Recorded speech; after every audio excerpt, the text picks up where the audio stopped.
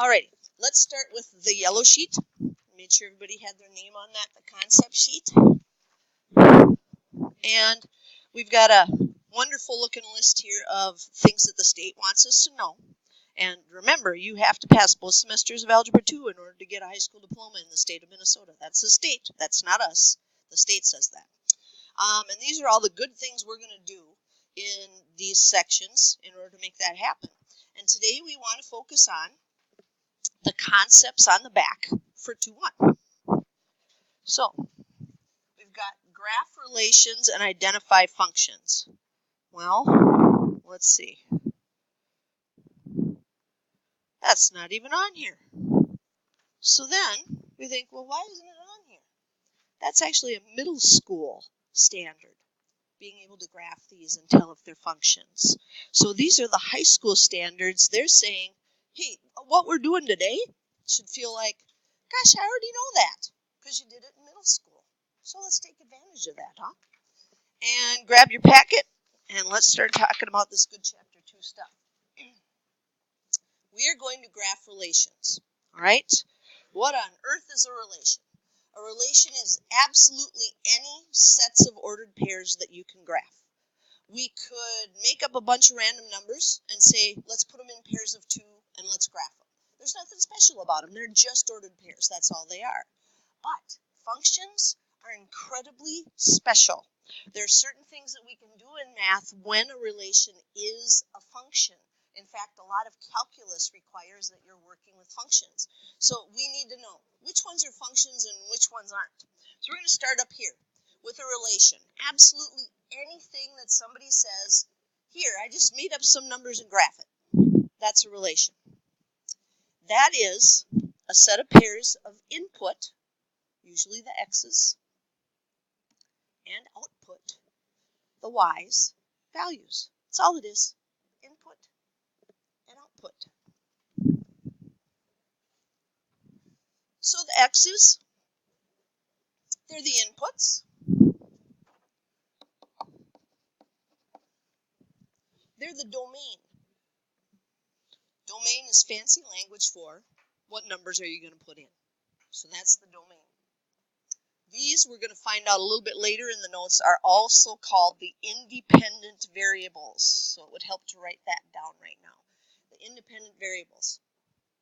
Back when you first learned in middle school how to graph, they said, make an x and y table and let's pick some nice numbers to put in for x. Most of the time you did -3, -2, -1, 0, 1, 2, 3. I mean, that was pretty standard, right? But you get to pick those. That's why they're called independent. You get to pick those. However, once they're put in, you don't get to determine the range. So the input is the domain, which is the x's. The y's are the range. Now, a lot of people remember that because D comes before R in the alphabet, and X comes before Y. So domain and range, X and Y. This is called the output. And the dependent variable, because we don't get to pick what comes out for that. The formula does. We're going to put a number in that we get to pick, but the formula is going to spit one out. I mean, we have to do the math right. We absolutely have to. Now, we're going to start with baby steps today. We're going to just talk about there's 4 different ways to represent a relation and 4 different ways that we can see them in the book. Could look like this. Well, that's not a shocker. Pardon me. Ordered pairs. We like those. The x comes first. The y comes second. So we go right and left, x, up and down, y, and we've got it. Those are ordered pairs. One of the things we're going to see in this book as they try to teach us what's a function and what's not a function, is a mapping diagram. That's what that kind of, I guess, oval shape for the x's and oval shape for the y's is doing there. What it's also doing is it's giving us arrows to show us which one goes with which. So this one is saying -3 graphs to 4. Oh, well, that's this ordered pair right here. This one matches up perfectly with that one. This one says 3 is going to go to -1. Well, look at that. That was our point over there. But something kind of weird happens down there with the 4. The 4 goes to both -1 and 3. Well, that's not shocking when we look at our ordered pair over here. That's what it does. -1 and 3. So a mapping diagram gives us a map of how to get the ordered pairs that we need. Now, this we're used to. Every time we graphed,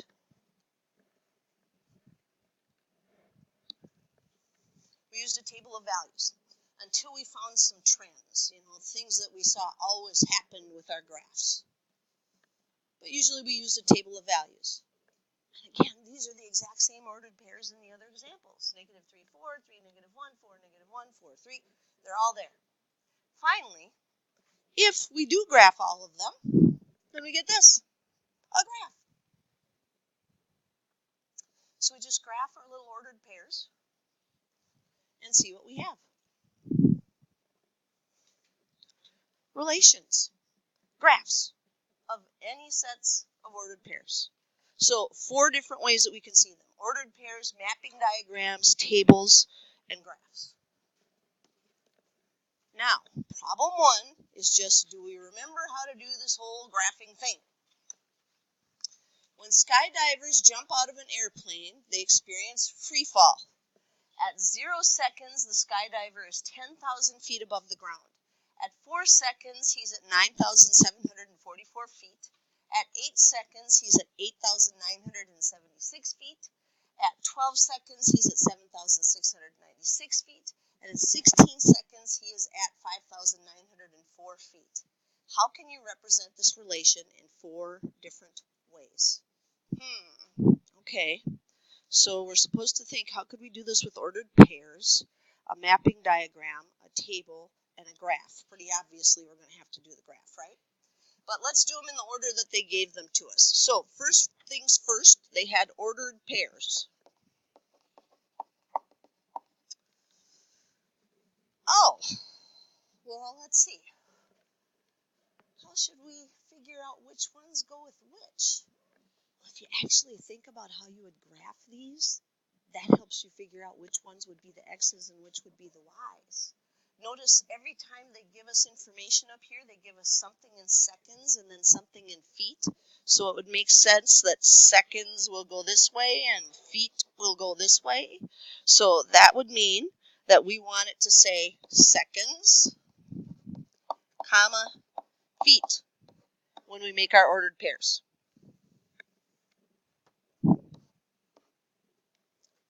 First ordered pair. Yep. Now, question for you. Do you suppose I should put a comma right here? I'm going to have to do it since people are going to go watch this video. Should I put that comma right there? See how it messes things up? Somebody would go, okay, which comma does what there? So we don't put commas in those normal positions that we would for word problems, because we don't want to mess with anybody's head.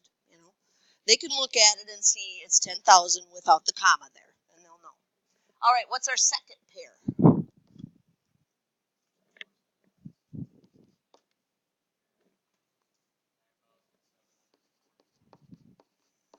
Beautiful.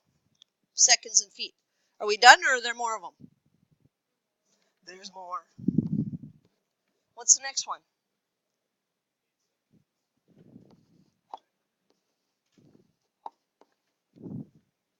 Everybody agree so far? All right. Another one?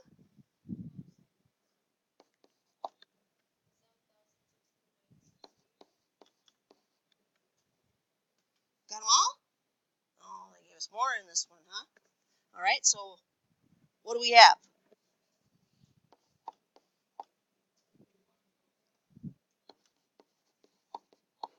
So everything in our x's here, in our domain, is seconds, and everything in our y's that's in our range is going to be in feet. We get them all? All right, so that was ordered pairs. They also asked us to make a mapping diagram.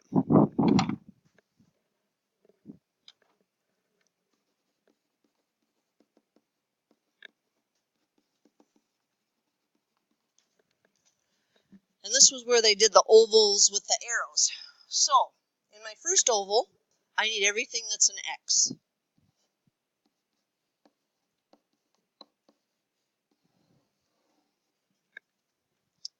And in my second, I need everything that's going to be my Y.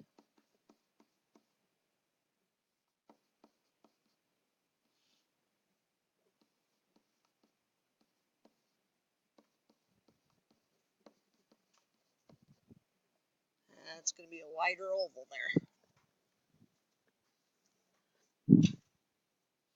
Now, did any of these use the same number twice in any spot? So all of our little arrows are just going to go straight across.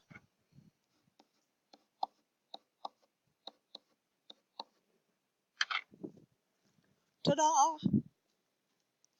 Well, that's done. Ordered pairs, mapping diagram. Oh, table of values.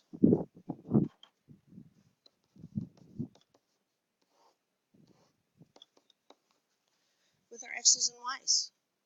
Well, it's just another way to organize it. So 0, 4, 8, 12, 16. And then line it up horizontally. I'm going to take some phones. There should not be any phones out right now. Nobody got a perfect paper yesterday. Nobody should be slacking. Put them away. You don't need them. Well, that's pretty easy. Last one.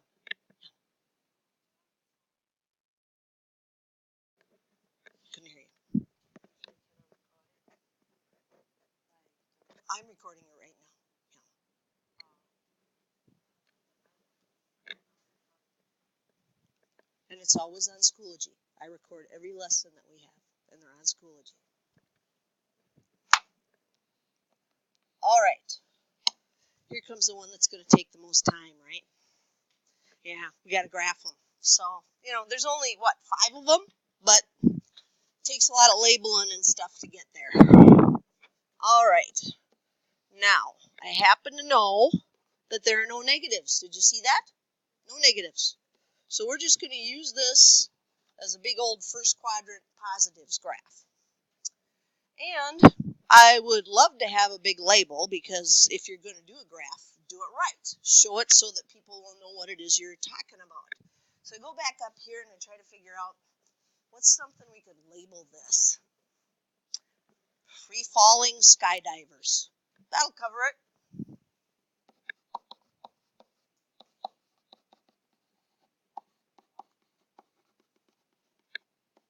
Oops, I better spell it right. And we already said what we wanted to use for the X's and the Y's. We're going to use seconds for X's and then feet for Y.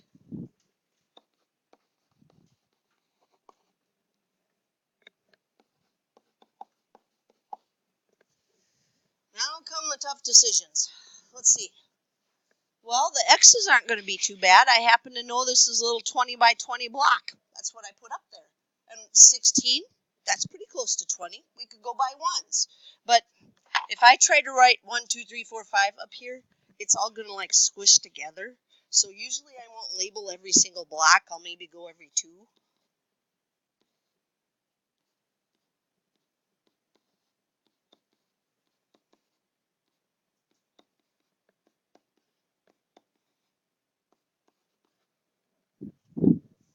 Going to work really nice for our X's. But for our Y's, our biggest number there is 10,000. Okay, I got 20 blocks. So if that's going to be my tip-top block, well, I could take 20,000 and I could, 10,000 and divide it by 20, and then this graph would be perfect. It would use all the space possible. So if I make each little block 500, then I should be able to fit absolutely everything on here. So again, I'm not going to label every single one, otherwise it just all squishes together. So I'll go up 2 and make that 1,000, which makes sense.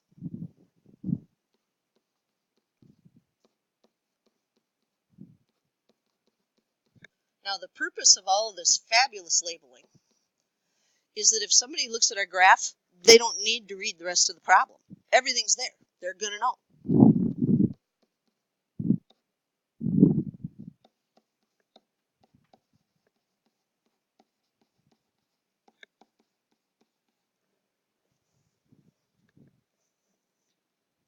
So again, every 2 blocks here, I went with 1,000. Make sure that I can fit everything in there. And now we need to carefully graph our ordered pairs, which I see some of you are already doing. So go ahead and graph those ordered pairs. When you're done, your graph should look exactly like your chicken wing elbow partner. So, stop and make sure all your dots look like they're in the same place as your chicken wing elbow partner. Just going to shut the recorder off.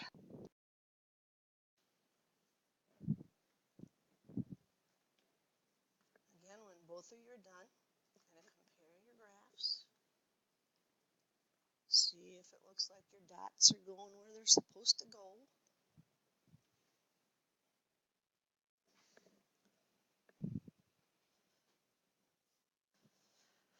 Now I want you to talk to your chicken wing elbow partner about whether or not this graph makes sense.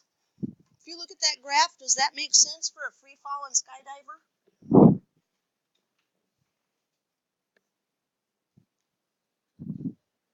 What makes sense in that situation? Yeah, they should be going down. It's gravity, It should be going down.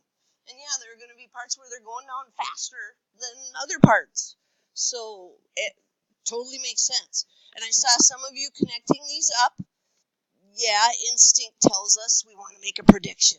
What's going on here? Is it kind of lining up perfect? No. Is it dropping off and kind of looking like a parabola? That's probably more realistic. But they just wanted us to get them on there. That's all they wanted us to do was put those dots on and call it a graph. And we did a great graph. It's got all the labels that it needs so that if somebody looks at it, they can say, oh, I know exactly what they were doing here, which is good. So now we know the 4 different ways. But we have to get into our heads this whole domain and range thing.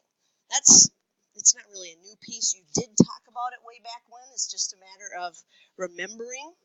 Now, D comes before R, and what? X comes before Y. So this is our X, and this is our Y. So all they're asking us to do is go back and write down what we had for the X's and what we had for the Y's. That's exactly what they're asking us to do. So you could go back to any of these 4. This table is kind of nice. But what we want to do is make this in set notation. We're writing a set of numbers, and sets of numbers get this, I call it the Richard Nixon bracket. If you've learned about Richard Nixon in history, he was a president that he didn't get impeached. He was close to it, so he had to resign over Watergate. And he had a very different side view, his silhouette, because he had a really big chin. It stuck out. So this kind of looks like Richard Nixon turned sideways. That's what we use. So we had a 0, a 4, an 8, a 12, and a 16, and then another little Richard Nixon bracket on the other side. So those are the brackets we use when we're talking about sets of numbers. Now let's just say that 4 showed up twice in this first column. I wouldn't write it down twice, because that means I think 4 is a different number than 4, which doesn't make any sense. If it's already there, it's there once. Now our range, we're going to need to do that bigger. We had bigger numbers in our range. And we usually try to write them from smallest to largest, but we don't take points off if you do 10,000, 9744, 8976, 7696, and 5904. Do you suppose I should go back and put in my parentheses between this 0 and this 0, and right here and here and here? Do you see what a mess that would be? Nobody'd be able to make out what were we talking about, what numbers. So again, this list of numbers, we're not going to use any of the commas we would use for real life problems. The commas separate the numbers that are in the range. And it truly is as easy as that. In the homework, they're going to ask you, what's the domain of this? What's the range of this? The domain is the X's, and the range, the Y's. All right, us the domain and range for these. Well, this might be a little different. Let's see. Domain is the x's. Huh. Well, don't arrows mean it's going to continue on forever? So isn't this going kind of to the right forever? I mean, not very fast, but isn't it going there forever? How about the left? Looks forever, right? So that's going to be all real numbers. That's going to go forever. That's our R with the extra line on it. It's going left and right, always. But you know what? I see some Y's this graph is never getting to. The red is never going to go down here. So I'm going to have to tell people, if you're going to use the Y's, well, it starts at -1, and then it goes higher. That's why we had to learn about inequalities, to let people know y is greater than or equal to -1. We can't put -1, comma, 0, 1, 2, 3, 4, because this one also includes 2.7, 3.8. You know, those numbers have to be included. So this tells them what we're using. All right, so help me out with the middle one. What do you think? Right and left forever? Yep, still right and left forever. Are we using all the Y's? There's a cutoff. Where's the cutoff? -3. Are we above it or below it? What's our graph doing? Above or below? Above, so greater than or equal to. If it were below, which we're going to see in the next one, we're going to have to use less than or equal to. Okay, how about the x's for the last graph? Right and left. All reals again? Yeah, arrows are showing, and again, it might not be a whole lot, but it's still moving right and left. Range, do we have a cutoff? Where's the cutoff? Above it or below it? Our graph is below it. These are great domain and range problems. They love to put stuff like that on the MCAs and the ACTs so that they can know you totally understand. You're looking at the X's and the Y's and where these things go. So really good problems. Now, how about the special ones? Well, when does something get to be called a function? Thank you. It has to be special.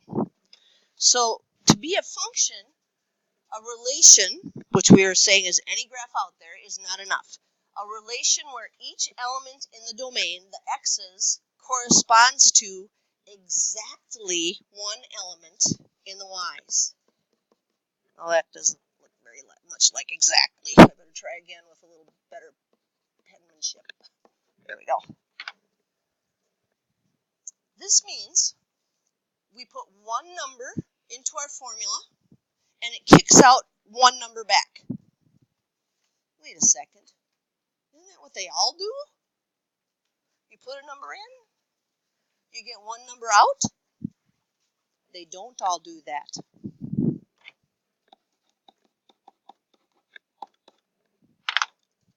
That is not a function. Y equals the square root of x because of that little plus or minus in the front. If I put in 4, I'm going to get both 2 and -2. That's not a function. It's a relation. You can still graph it. It's just not special because for every input, you get 2 outputs. So now, it says, which of the following here are functions? And I want to keep in mind, the definition says I put one number in, I get one number out. All right. Apologize. Do I need a drink? I think I'm going to need a drink.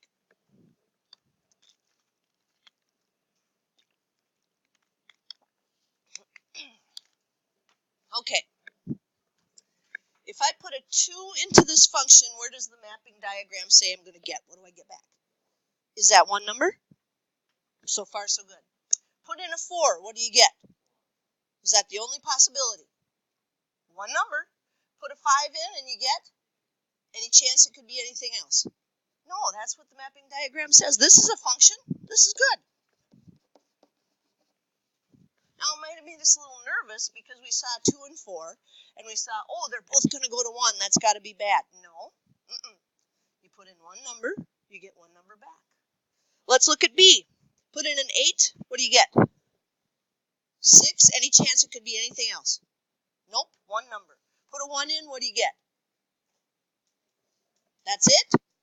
That's one number. Put in a negative 4, what do you get? One number. This is a function. We're suspicious about C, right? Put a 5 in, what do you get? So far, so good. Put a 1 in, what do you get? And negative 7 and negative 9. That's two numbers. This is not a function.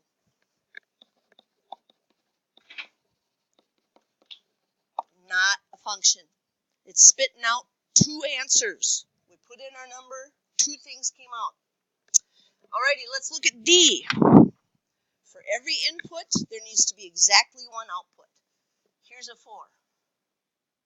We get negative 1. Check for other 4s. Is there another 4? Uh-oh. We can get negative 1 and 1. Oh, not a function. Can't do it. Put one number in, get one number out. Put in a negative 7. Any more negative 7s hanging out there in the x's? So far, so good. Okay, how about a 9? Any other 9s hanging out in the x's? 14s? Not in the x's. 7? This one's good. For every input, you get exactly one output. Now, what if it's graphed? Do I have to write down all the points and go through what I just did? Only one number coming out of here? And the answer is no, there's a shortcut. And the shortcut is called the vertical line test.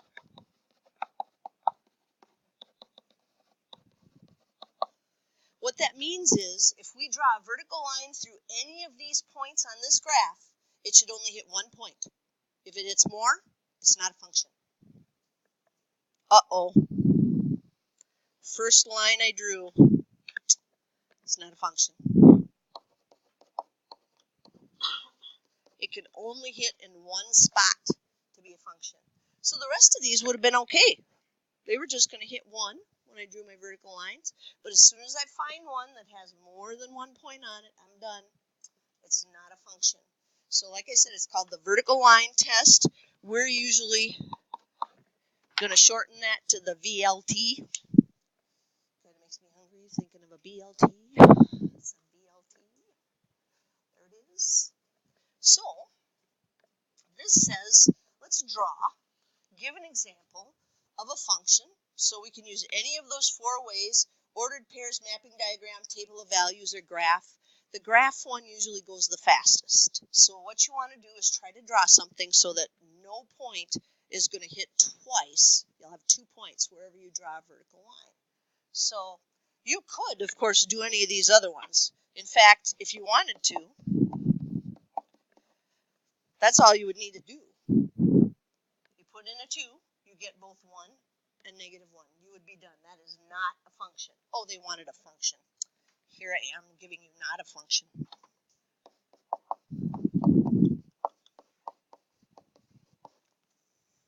Just use different numbers. Now, would a line be a function? Yeah, we can draw a vertical line anywhere on there and only hit in one place. So that works. In fact, on the next page, they have us doing the ones that are more likely to be seen on the MCAs, which are, they do this one all the time. They want to make sure that you know what a function looks like when you see it. So use your vertical line test. Which of the following represents a function? Is A a function? No go. All over the place. We have 2 points. No. How about B? Looks good? Yeah, looks like these are off by a little bit. How about C? Also looks good, doesn't it? One vertical line anywhere, and we should be okay. They love this on the MCAs. Every year. They'll do something where they give you some graphs and say, which of these is a function or which of these is not a function. And you need to know that. So that easy way to tell is our vertical line test. If it's graphed, that's the easy way to go. If it's not, then try to use the definition. For every input, there's exactly one output. And think of it that way. So if a vertical line passes through more than one point, the relation is not a function. And it says, why does the VLT work? Well, because if it's hitting in two spots, that means the range, the y's, is there, it's twice. So you're using your y's twice.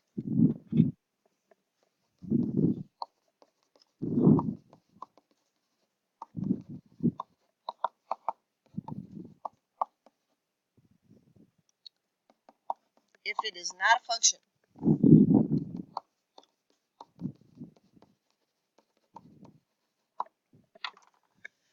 So if we put in a 4 and it gives us both 3 and negative 8, we already talked about how that's bad because for every input there's supposed to be exactly one output. If it does give you those two numbers, then you know it's not a function. So in the guide it says draw one that does show a function and one that's not. So let's label them. Function, not a function.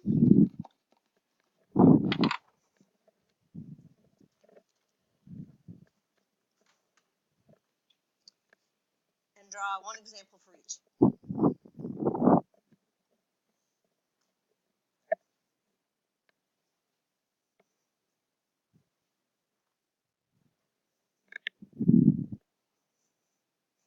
These are graphs we're going to draw. We're not doing the ordered pairs, the mapping diagrams, and all that kind of stuff this time. We're just drawing the pictures.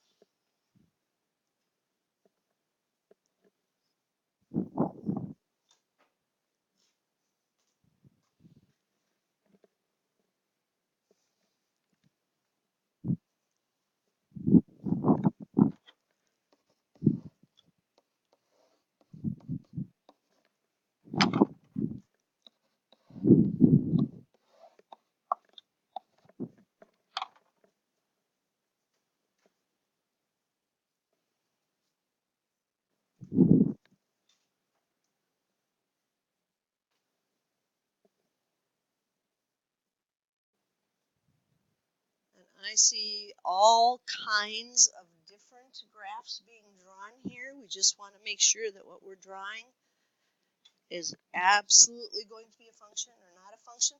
Looks like lots of you are doing dots. That's great. That's a great way to do it. If it's a function, you're never going to have two dots lined up vertically. I guess the easiest one I always think of for a function is a line. I just put a line down, but there's a lot of different ways to do that. To not be a function means if we draw that vertical line, it's going to hit in more than one spot. So if I want to make sure it's not going to be a function, I could do something like this. Or a circle. Anything where if I'm going to draw a vertical line, it's going to hit in more than one spot, that would do it. And again, I saw lots of you using dots. So if you want to make sure it's not a function, you have to make sure that your dots line up vertically. And then it's going to fail the vertical line test. So I saw lots of good examples there. Now, this whole input and output thing that we talked about. The domain is the input values, and the range is the output values. And remember earlier I had you write down dependent and independent. If somebody's independent, it means they're okay with being all by themselves. They can do whatever they want to do. And that's what it means to be an independent variable. We get to choose that, whatever we want to put in. So the x's, that's us. We decide what we want to use. But the formula, that tells us what our y has to be. That's why that one's dependent. To be dependent on somebody means you need them. You're always counting on them to help you out. So what we have here is our introduction to what's going to be called a function rule. Y equals 3x plus 2. And we want to let people know, hey, this isn't just any relation. There's something special about this. This is actually a function. So instead of y, we're going to use function notation. Now again, functions are special. Whoops, I might have taken that a little bit too fast. There we go. Functions are special because for every input they have exactly one output. So instead of y, we're going to use f of x. In fact, we'll see g of x, h of x, just anything that shows us that notation of we've got parentheses with that x inside there. Now what does it mean? It means y. That's what it means. And if we remember that, the rest of this is a piece of cake. F of x, there's no math that's going to take place over there. It's just notation for y. That's all it is. So why do we use it then if it's exactly the same thing as y? Bless you. Because when somebody that knows math, bless you, looks at this, they're going to say, oh, these were special. These were functions. Oh, there's not anything special about these. They were just y. But these were functions. They had the f of x. So for problem 5, it says for f of x equals negative 2x plus 5, what is the output if we put those numbers in? And I think, well, gosh, if they're going to have me put more numbers in, I'm just going to make a table. That's what we used to do. We'd pick the numbers and we'd plug them in. And then, so I don't get confused about where the numbers go, I'm going to change f of x into y. Because no math takes place over here where f of x is. There's no math that's going to happen over there. It's just a y. That's all it is. And then we simply put these numbers in and say, okay, what's negative 2 times negative 3 plus 5? So what's negative 2 times negative 3? 6. What's 6 plus 5? Look at that. We're a third of the way done. Let's put a 0 in. That one's always nice and easy. Negative 2 times 0 is? Plus 5? 2/3 of the way done. And now this one, if you wanted to, you could use your calculator. But we need negative 2 times 1/4 plus 5. You can think of negative 2 as negative 2 over 1. And with fractions, you do top times top, bottom times bottom. So it'll be negative 2/4, which is negative 1/2. Negative 1/2 plus 5 is 4.5. And we could write that as an improper fraction if we wanted to. But probably what we're going to do is graph it. So we would really like to have 4.5 if we're going to graph and keep it that way. All right. Well, there's one more here for you guys. So go ahead and change f of x to y. Make your table. Pop them in, and let's see if we all get the same thing.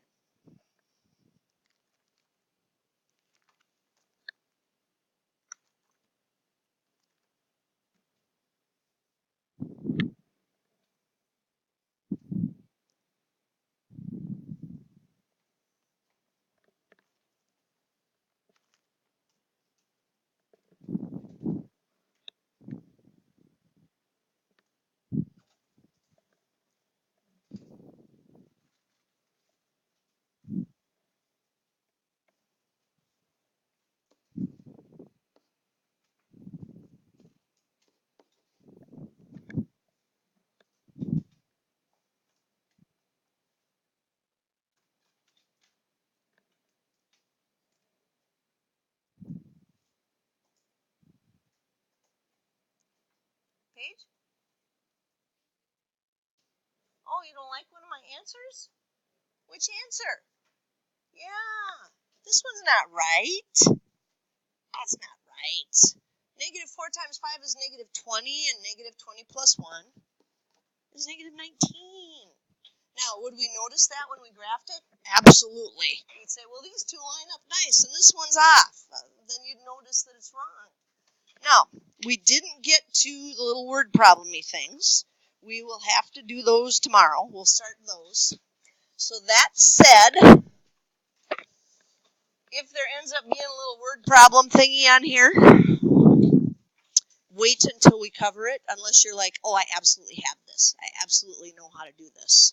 But if you're feeling like, ooh, the word problems, I better wait until Cedar Home talks to us about that.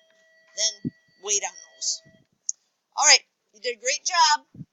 Remember, remember, homework is the key. Get the homework done every day.